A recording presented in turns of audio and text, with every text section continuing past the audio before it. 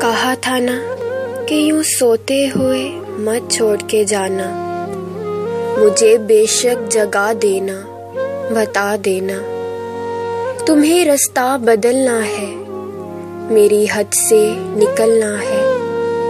تمہیں کس بات کا ڈر تھا، میں تمہیں جانے نہیں دیتی، کہیں پہ قید کر لیتی۔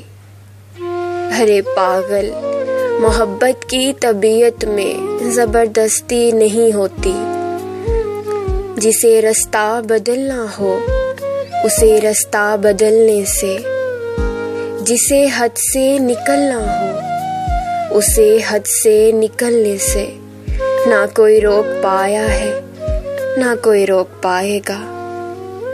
تو تمہیں کس بات کا ڈر تھا، مجھے بے شک جگا دیتے، میں تم کو دیکھ ہی لیتی، تمہیں کوئی دعا دیتی۔